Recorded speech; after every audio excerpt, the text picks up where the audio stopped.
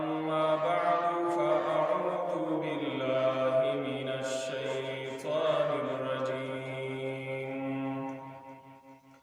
بسم الله الرحمن الرحيم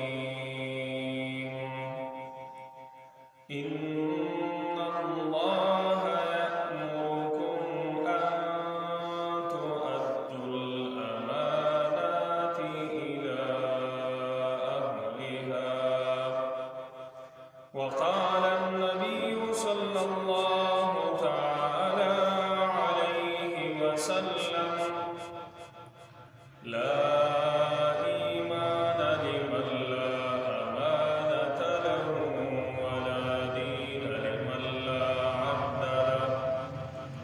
أو كما قال عليه الصلاة والسلام. زما انتهائی قابل قدر او معزز سامعین کرام، نن سبا په دې ورځو کې د ووټونو دوران دی، لہذا د دې وخت مناسب او د ووټونو متعلق چند گزارشات هغه به موږ په دې مجلس کې ذکر کوو. په دې ورځو کې چې کوم خلک د پارټۍ د طرف نه منتخب شي یا هغه بطور آزاد امیدوار د یو سیټ د حصولۍ دپاره ودرېږي، نو هغه کس هغه ځي خلکو ته د هغې سره د خدمت کولو وعدې کوي او هغې له دا تسلي ورکوي چې یاره که ما ته چېرته دا سیټ او دا مشرت حاصل شو نو زه به ستاسو په کار راغلم. نو لہذا دلته یو څو خبرې په ذهن کې ایښودل پکار دي. یو خدا چې خدمت خلق د انسانیت خدمت کول دا یو عظیم طاعت دی، دا یو غټ د نیکۍ کار دی او څنګه چې الله تبارک وتعالی خپل حقوق بیان کړي دي، نو دقرنګي د انسانانو حقوق ام الله او د پیغمبر بیان کړي دي. نو د انسان یو حق دا دی چې د هغه ضرورت دی، حاجت دی او پتا باندې د هغه کار کېږي، نو ته د هغه مرسته وکړې، ته د هغه خدمت وکړې. خو د خدمت کولو دپاره د دې خبرې اشد ضرورت دی چې دا د خپلو مفاداتو د حصول په غرض باندې نه وي. چې مثلا زه ستا خدمت کوم نو د دې دپاره یې کوم چې ته ماله وټ راکړه، دنیوي غرض او لالچ پکې نه وي، نو هغه خدمت چې دی هغه طاعت دی. نو لہذا منگا و تاسو چې چا سره د خدمت عهد کو لوز کو یا چا سره خدمت کو نو پاغي کې د الله رضا مخې ته کېږي، پاغي کې وټ او سیټ مخې ته کېنودو، خپله پارټي مخې ته کېنودو یا بل نور کم ذاتی مفادات هغه مخې ته کېنودو چې د دې سړي خدمت ځکه کومه چې ما ته دا فایدې حاصلې شي، بلکې خالص د الله تبارک وتعالی د رضامندۍ په نیت باندې چې کوم خدمت وکړی شي نو دا عظیم طاعت دی.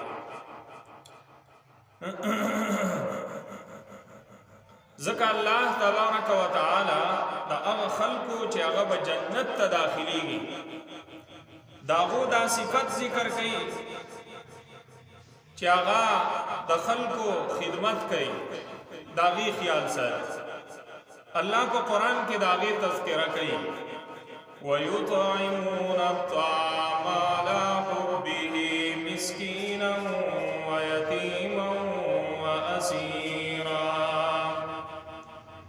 ويطعمون الطعام او طعام ورکی دی خلق لرا طعام.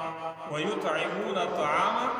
خلق لرا طعام ورکی خوراک ورکی على حبه مسكينا ويتيما وأسيرا. على حبه سرد محبت تدی مالا چال ورکی خوراک مسكينا ويتيما وأسيرا. مسكين لورکی یتیم لورکی و اسیرا او قیدیان لورکی. نو ګوره د دې سړي سره د دې نه چې د دې د مال سره مینه ده محبت دی د مال سره مینه او محبت شته هغه مال قیمتي مال دی خو د هغې باوجود دا په یتیم خرچه کوي دای په مسکین غریب باندې خرچه کوي او په قیدي باندې خرچه کوي. او د دې آیت مبارکه یو شان نزول هغه دا دی چې دا هغه قیدیانو کوم چې د بدر نه مسلمانانو قید راوستي وو چې هغه باقاعده د مسلمانانو سره د جنگ دپاره راغلي وو نو په هغې باندې د خوراک کوي د هغې دا فضیلت دی. نو چې یو مسلمان قیدي دی او د هغې د خدمت سړی خیال وساتي او د هغې سره حسن سلوک وکړي نو د هغې به کم مقام او مرتبه وي. نو دا الله تبارک و تعالی ذکر کوي. بیا مخکې وایي انما نطعمکم لوجه الله لا نريد منکم جزاء ولا شکورا. انما نطعمکم بشکم خوراک درکو تاسو لرا لوجه الله د پاره د رضامندۍ د الله تعالی لا نريد منکم جزاء ولا شکورا. نو غواړو موږ ستاسو نه څه بدلا ولا شکورا نو شکریا. دا د جنتیانو خلقو صفت دی. جنتی سړی هغه دی چې هغه خدمت خلق کوي او څه لالچ مخې ته نه ږدي څه بدله مخې ته نه ږدي. انما نطعمکم لوجه الله خالص د الله د رضامندۍ دپاره د خلقو خدمت کوي. نو دا یو عظیم کار دی. د ضرورتمند په کار راتلل د حاجتمند خدمت کول خود دې دوه خبرو خیال وسات. یو دا چې ذاتی مفادات د پارټۍ مفادات په مخې ته نه وي دا یوه خبره شوه. دویمه خبره هغه دا شوه چې خالص د الله د رضا لپاره خدمت کوه. نو چې داسې خدمت دې وکړو په دې باندې به بیا ځي جنت ته. دا عظیم طاعت دی عظیم خدمت دی. الله وی لقد کان لکم فی رسول الله اسوة حسنه. د پیغمبر ژوند داغه هر قول او فعل ستاسو لپاره نمونه ده. پیغمبر پاک صلی الله تعالی علیه وسلم د ټول امت خدمت کړو. خدمت صرف د لاس او پښو نه دی. کو یو استاد هغه د مقتدی صحیح راهنمایي کوي دا داغه خدمت دی. هغه ته مسله بیانوي هغه له دیني معلومات ورکوي دا داغه خدمت دی. یو استاد په مدرسه کې ناست دی ماشوم له درس ورکوي دا داغه ماشوم خدمت دی. یو ټیچر په سکول کې ناست دی ماشوم سره په اخلاص باندې لګې دی محنت کوي دا داغه خدمت دی. نو پیغمبر پاک صلی الله علیه وسلم د ټول امت خدمت کړي. په دې سلسله کې یو واقعه ز تاسو ته ذکر کوم د حضرت ابو ذر غفاری رضی الله تعالی عنہ واقعه. هغه وایي چې زمونږ په علاقه کې قادسالي راغله قحط راغله. نو مونږه اراده وکړه چې یاره مدینې ته لاړ شو. حالانکه دا مسلمانان نه وو په هغه ټیم. خو ګوره د کافر ام دا سوچ جوړ شوی و چې زه ریاست مدینه ته لاړ شم نو هلته به ما ته خوراک میلاو شي. د مدینې داسې تاریخي ریاست تیر شوی چې کافر به هم دا سوچ کاوه چې یاره زه وږی یم نو ما ته به دلته خوراک میلاوي. کافر به هم دونه په اطمینان سره. نو کله چې حضرت ابو ذر غفاری رضی الله تعالی عنہ وی چې مونږ لاړو نو یې زما قد اوږد و 9 فوټه زما قد.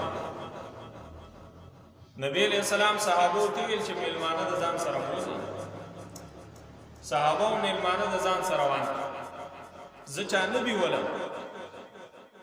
ځکه هغه به دا سوچ کاوه چې یاره دا دونه غټ پټ سړی دی دا به خوراک هم ډېر کوي نو دا به څوک مړی. اخر کې و یو ځه پاتې شو. نبی علیہ الصلاۃ والسلام زه د ځان سره روان نو هغه وایي چې مونږ لاړو د نبی علیہ السلام د کور والا روژه وه هغوی د روژې په حالت کې ما له د خوراک بندوبست وکړو او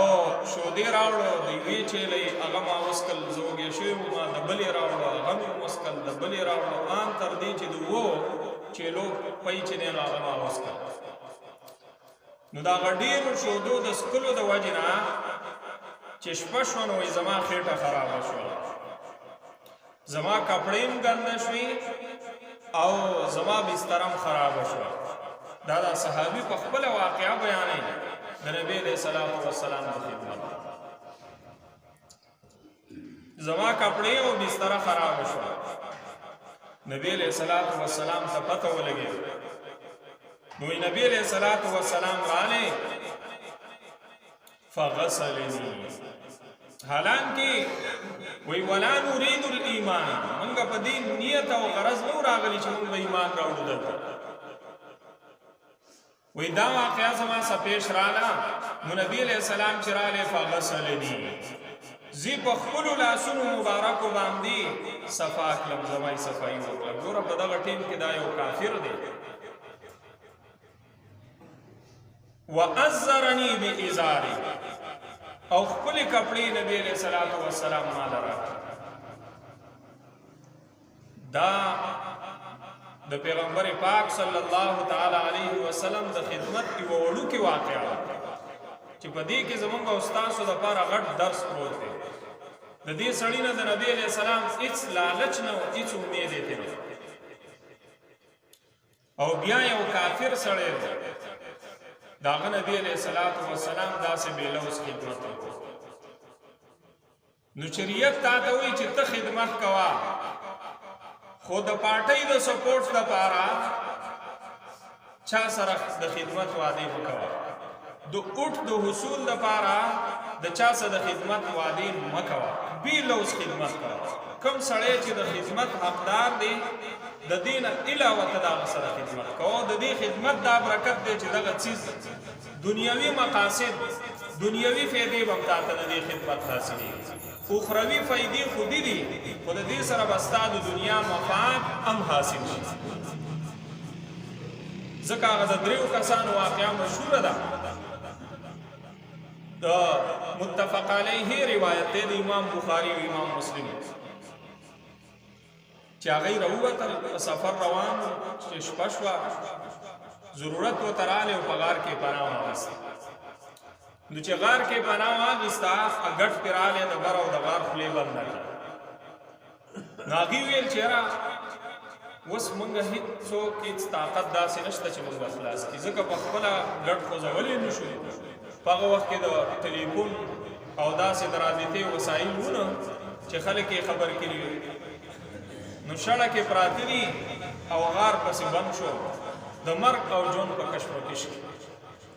نو هغه ویل چې تاسو داسې اعمال الله ته وسیله کوئ چې خالص د الله د رضا لپاره تاسو کوئ. خالص د الله د رضا لپاره کوم چې تاسو ته افضل ترین عمل کوي. نا یو لاس پورته کړه وی اے الله ما به خپل مور او پلار خدمت کوه. داسې به مې کاوه چې زه به کله کور ته لاړم ما به څاروي راولوشل نو څو پورې به مې چې مور او پلار له خوراک نه ورکړې هغه پورې به په نور کور والا باندې پابندي وه ما د خپل مور او پلار دا خیال داسې په پابندۍ سره ساتو چې یو ځل زه لاړم او زما مور او پلار وده شوي او ما خپل بچی پرېښودل هغه خوراک مې ورله تیار کړو د هغو د راپاڅېدو انتظار مې کاوه چې کله راپاڅېدل نو هغه خوراک مې په هغو باندې لاول وکړو وروسته مې په کور والا الا خو دا د مور او پلار خدمت ما خالص ستا د رضا دپاره کلی نو ته مونږ د دې مصیبت نه خلاص نو الله پاک هغه ګټ لګو خوځا ټول لرې نشه بل کس هغه ویله الا زما د ترو لور وه ما ته ډېره محبوبه وه ما د هغې نه د ناجایز تعلقاتو مطالبه کړې وه ما ته انکار کړی و چې د هغې ضرورت شو پیسو ته نو راله پیسې مې ورکړې او د هغې نه مې مطالبه وکړه نو کله چې ما د هغې سره بدفعلي کول وغوښتل او ما ځان تیار کړو نو ما ته په دغه ټیم کې ویل چې اتق الله ولا تفز الخاطر د الله نه ویرېږه او دا مهر مه ماتوه نو زه راشاته شو ای الله خو دا عمل ما ستا دپاره کلی ستا د رضا دپاره مې کلی نو ته موږ د دې مصیبت نه خلاص الله هغه ګټ نورو وښوده بل کس چې دی نو هغه دا عمل وسیله که وی ای الله زما سره خدمتګاران او خادم خدمت زما سره وکړو مزدوري وکړه هغه لاړې د هغه پیسې تنخوا زما سره پاتې شوه هغه علما په کاروبار ولګوله او کاروبار ترقي وکړه د هغه ډېر مال حال حاصل شو بیا چې راغلی نو ما ته ویل چې زما هغه مزدوري راکړه ضرورت یې راغلی نو ما ورته ویل چې دغه اوښان دغه چیلۍ دا مال څاروي چې ولاړ دي دا ټول بوزه نو هغه ما ته ویل چې ته په ما پسې ټوقې مه کوه دا خو ته زما ساسې مذاق کې مثلا ستا نه یو مزدور لاړ شي او بیا راشي او ته ورته ووایې چې لکه دغه موټر یې بوزه دا موټر سایکل یې بوزه دا ټول ستا دي نو هغه ورته ویل چې ما پسې مذاق مه کوه هغه ورته ویل چې تا پسې مذاق نه کوم هغې خبر کړو چې ما ستا پیسې داسې په کار لګولې وي دا د هغه فایده ده د هغه مزدوري ده نو ای الله کو دا کار ما ستا د رضا دپاره کلی نو د دې مصیبت نه ته خلاص کړه الله پاک هغه ګټ د هغې نه لرې کړي دا د نیکو اعمالو هغه دنیوي مفاد دي دا د هغه خدمت دنیوي مفاد دي د دې واقعي نه موږ ته بلا شی درسونه میلاویږي یو درس دا چې په خدمت باندې الله پاک تعالی په دنیا کې هم فایدې درکوي او آخرت کې خو به خود بیا ستا د خدمت زیات مستحق هغه ستا رشته دار دی او ستا په رشته دارو کې بیا د ټولو نه زیات مستحق چې دی هغه ستا مور او پلار دي چې د یو سړي نه مور او پلار ناراضه دي د یو سړي مور او پلار خدمت ته محتاج دی د هغه خدمت هغه ونه کړی شي هغه خوشحاله نه کړی شي نور د ټولې دنیا خدمت وکړي په داسې خدمت څه ستا چې زیات څوک د خدمت مستحق دی هغه ستا نه پاتې او د دې مور او پلار او د دې د خدمت په سله کې الله پاک هغه سړی د هغه په دعا سره هغه ګټو خدا دارنګي مالک چې هغه د مزدور دپاره د ښېګړې سوچ وکړي چېرې دا سړی محتاج دی دا غریب دی دې سړي د هغه مزدور خدمت کړی و الله پاک د هغه په دعا باندې هغه ګټو خدا دا د هغه خدمت سله وه او دا خدمت سله په دنیا کې وه نو کو چېرته تا د خلکو د خدمت نیت صحیح کو درست کو نو تا ته دواړه فایدې راغلې د دنیا فایده م راغله نو سبا له ته مشرت ته ودرېږې نو سبا له ته یو سیټ ته په دې نیت ودرېږې چې د دې خلکو حق ضایع نه شي زه د دې د خلکو د حقوقو پاسداري وکړم ارزي حق ته حق ورسوم او چرته هسې نه د داسې کس لاس ته دا مشرت او ذمواري لاړه شي چې هغه د دې خلکو څه ظلم زیاتی ونکړي داسې کس چرته ونه درېږي چې هغه وایي ماله به پڼ راځي نیم به زه پټوم او نیم به قوم له ورکوم نو په دې نیت باندې ته ودرېدې او په صحیح نیت باندې ودرېدې نو بیا به دا خلک ټول ستا سره دا به ستا هغه دنیوي مفاد به هم تا ته د دې څیز میلاویږي خو کار به کې ته خالص خالص د الله تبارک وتعالی د رضامندۍ لپاره دارنګې موږ او تاسو په دې ورځو کې هغه د خلکو سره وعدې وکړو یاره تا ته به کوڅه پخوم تا ته به ټرانسفارمر لګوم او تاله به دا کوم تاله به په پڼ کې خیر برخه کوم تاله به دا حصه در کوم تاله به دا حصه در کوم دا وعدې وکړي نو په دې وعدو کې خو بعضې جایز دي او بعضې ناجایز دي ناجایز کار خو بغیر د وعدې نه خو د وعدې په صورت کې او خاصم ناجایز دی او خاصم ناجایز دی ځکه ته د قوم پڼ مشترکه پڼ چې دی نو په هغې کې خو تا خیانت وکړو حرام مال دې کور ته ویوړو بچو لرې او دا خو د عام یو کس د حق والو نه دا شدید حرام دی ځکه یو کس خو به ته رضا کې معافي به ترې وغواړې خو ته چې د دې دونه قوم حق ماري وکړې حق تلفي وکړې په هغې کې د بلا شی خلکو حق دی نو د دې د لاسونو نه به ته چېرته خلاصېږې دا خلک د دې نه به ته په قیامت کې ځان څنګه خلاصې د یوې پایې د یوې ذرې حساب به ستاسې کېږي د الله په عدالت نو که تا غلطې دغه وعدې کړي یا په غلط سوچ باندې روانې چې زه به د قومي پڼ نه ځان ته حصه ږدم نو د اوس نه پرېږده دا څیز دې کې ستا دپاره خیر نشته دې کې ستا دپاره شر دی خو په صحیح نیت ولاړې بیا ټیک ده خو په غلط نیت باندې ولاړې نو بیا دا څیز پرېږده نو یو منګه غلطې وعدې د چا سره وکړو تا نه به کوڅه جوړوم اگر کو به حقدار بل دی ته حقدار نه خو تاله به دا کار کوم دا هم تا غلط کار وکړو خدمت دې وکړو خو په دې ته الله ناراضه ځکه دا حقدار دی دا دې پرېښوستو دا بل حقدار نه دی خو دا ستا سپورټر دی نو تا دې له کار وکړو دا تا حقماري وکړه پردې حق تا بل له ورکړو د دې به ستا نه دغه حقدار تپوس داسې وعدې به هم د چا سره دا د دې څیز نه به دا ملګري ځان ساتي د سره په دې څیز کې د چا سره د خدمت وعده کوئ نو مخکې تاسو ته معلوم چې په دې خدمت بیا تا ته څه میلاویږي دارنګې بل د یو جایز وعده چې د چا سره وکړه جایز عهد چې دی وکړه عهد د دې په اسلام کې ډېر غټ حیثیت دی مسلمان نن سبا بدنام دی مغربي دنیا کفار او مسلمان ته ګوته اوچتې مونږ خپل د تعلیماتو نه خبر نه یو خو خبر یو نو هغه مونږ په عمل کې نه راوړو عهد شکنی نشته په اسلام ستا ملک ته کافر راغلی په یو وعده او په یو اګریمنټ باندې راغلی د ملک په یو ویزه راغلی دا هغه د دې ملک څه وعده کړې ده اب د دې پابند اوسېږي ته به ستا نه د هغه مال جان هر یو چیز محفوظ ته د هغه املاکو ته نقصان نشي رسولی د الله حبیب وایي اموالهم که اموالنا و دماؤهم که دمائنا د معاهدې دونه غټ پاور دی په اسلام چې یو کافر له د مال تحفظ ورکوي یو کافر له د وینې تحفظ ورکوي داسې ورکوي لکه څنګه چې مسلمان هغه ته سیفټي ورکوي اسلام دغه رنګې یو کافر ته هم د دې معاهدې د وجې نه ورکوي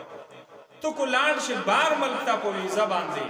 تا د هغې سره یو اګریمنټ وکړو تا د هغې سره یوه معاهده وکړه تلته په غلا غلطۍ باندې چې ټیم تېری نو دا ته عهد شکني کې دا ته لوز ماتې په دویم نمبرۍ باندې ته په بار ملک کې ژوند تېری دا تا عهد شکني وکړه لوز دې مات په اسلام تعالی د دې اجازت نه درکوي دا اغزی چې کم قانوني ذمہوارین دي هغه به ته پوره کې، هلته به بیا وخت دی، هلته د هغو املاکو ته نقصان نشي رسولی، ځکه ته د یو امن پسند کس په حیثیت سره هلته تللی، ته هلته معاهده کړې ده، نو هلته هم چې داسې انګړه دنګړه کې نو ته ګناهګار یې، خو لوز د کافر سم وکړې هغه به پوره کړې، د کافر سم هم لوز پوره کړې. یو صحابي دی داغه نوم زما د ذهن نه ووت، رالی مدینې ته او لړۍ شروع داغه نه چا تپوس وکړو یاره ته خو دونه مخکې د ایمان راوړی دی او ته په بدر کې نه شریک شوی د بدر په جنګ. هغه وایي موږ را روانو مدینې ته لار کې کافر ونیولو وی والو زمونږ نه دا وعده واخیسته چې ګوره تاسو به زمونږ په خلاف دا جنګ نه کوئ. مونږ اوس وعده وکړه، نو چې لاړو نبی علیہ السلام لا هغه ته خبره بیان کړه، کیسه مو ته بیان کړه، نو د الله حبیب ویل چې نفی بعهدهم ونتوکل، ګوره په زور دې وعده اخیستې وه، خو د الله حبیب وایي موږ به د هغو وعده پوره کوو، په الله به توکل کوو. نو ما ته ویل چې زه یې بېرته تاسو مدینې ته ځئ، تاسو موږ سره شریکت مه کوئ، ځکه چې تاسو هلته د کافرو سره وعده کړې ده. د وعدې او د عهد دونه غټه پاور دی په دین اسلام. زما او ستا په معاملاتو کې اړې ګړې ولې را روانه، ما ورته اګریمنټ وکړو دا معامله به په دې طریقه باندې کوو، دا خرید او فروخت به په دې طریقه باندې کوو، خو بیا سبا له ما ورته په هغه خپل لوز پوره نه وي، هغه او دا هغه او دا چل ول چې زما او ستا څومره په چل ول کې مهارت دی هغه په کار راوړو، خو چې بس څیز ځان د معاهدې پاسداري نشته، ژبه نشته، لوز نشته، حالانکې د الله حبیب وایي لا ایمان لمن لا امانت له. داسې سړی چې هغه قومي خزانه لوټ کوي، قومي پنډونه خوري، لا ایمان، د دې سړي لپاره ایمان نشته. ولا دین لمن لا عهد له، کم سړی چې د ژبې پوخ نه دی، کم سړی چې په واده او په اګریمنټ باندې ټینګ نه دی، لا دین د دې سړي لپاره دین نشته. دا خو د یو بې ایمانه او بې دینه سړي کارونه دي، دا د مسلمان شایان نشان نه دی چې هغه به د معاهداتو خو هغه ته د یو کس سره معاهده وکړي، خو هغه ته په نیشنل لیول باندې وکړي، خو هغه ته په انټرنیشنل لیول باندې وکړي، د بار یو ملک سره وکړي، دلته په کلي کې د یو ورور سره وکړي، د یو ګاګ سره وکړي، د یو مزدور سره وکړي، نو هغه په تا باندې پوره کول لازم دي. او د الله حبیب وایي لكل غادر لواء یوم القیامة عند استحیاء کما قال. د مسلم شریف روایت چې کم سړی عهد ماتوي، ژبه ماتوي، د هغه په کوناټي به جنډه ولاړه، خلکو ته به ټولو ته ښکاري چې دا هغه فراډي، دا هغه دوکهباز سړی دی، غدار سړی دی چې دی به غداري کوله، لوزونه به یې کول، د خلکو څخه هغه به یې ماتول. علامه نووي رحمه الله وایي یو علامت به د جنډې مطلب چې په هغه علامت به خلک پېژني چې یاره دا سړی غداره سړی. نو ته چې په دې ورځو کې چا سره جایز لوزونه وکړي، د هغې پوره کول څومره ضروري دي، ناجایز خو اصل ناجایز. نو د دې خبرې موږ او تاسو بل چې دی نو په دې ورځو کې خیال وساتو، د عهد پاسداري وکړو، د امانت چې کم قومي حقوق به ته پاشي زی ته ورسي، تاله کم قومي حقوق راشي، نو په هغې کې چې ته حق مالي کې تاله داسې ده لکه د خنزیر ګوښه، دا به قوم ته پایي پایي رسي او حقدار ته به رسي، خو په دې کې د اټۍ پاټۍ وکړه نو بیا هم پې ته ګناهګار، دا زما سپورټر و، دا زما پاټۍ والا او حقدار نه دی، خو دی له به ورکړه. بل دا کم چې عوام دي، دا خو مشرانو دپاره نصیحتونه، عوام چې دي هغه به په دې څیز کې د عصبیت نه ځان ساتي. عصبیت صرف قومي نه دی، د قوم سره خاص نه دی،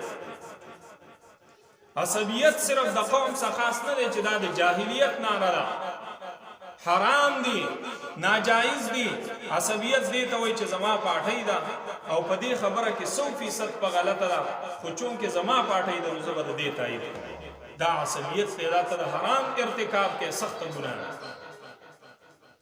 ابله پارټي دا په دې خبره کې په حق او سچ ده خو هغه چون کې زمان نه ده نو لہذا زبداغي سپورټ نکوم زبداغي د دې خبرې تایید نکوم دا عصبیت ته دا حرام ده موږ او تاسو عوام په دې کې اختی چې زه د کمې پارټۍ سره ودرېدم خو دې داسې کې چې د هغه ټولې خبرې 100% غلطي خو زه به د هغه سپورټ کوم ته په ناجایز کې اختی او بله پارټۍ د هغه 100% صحیح ده خو زما نه ده نو زه به د هغې رد کوم د هغې د خبرې به تردید کوم نو دې کې ستا دیني خطره ده ستا اعمالو ته خطره ده ستا په ګناه کې اضافه کېږي نو عوام چې دی هغه به د دې عصبیت نه ځان بچ کوي د دې اختلافاتو نه او د دې شر شدت نه د دې څیزونو نه به ځان بچ کوي قرآن او حدیث او دین او ایمان په اتحاد او اتفاق په پیار او مینه او محبت باندې ډېر زور ورکوي خو هغه یو دینی تنظیم والا کوي هم غلطه کوي خو هغه یو دنیوي پارټۍ والا دا کارونه کوي نو هم غلطه کوي نو د دې څیزونو نه موږ او تاسو ځان وساتو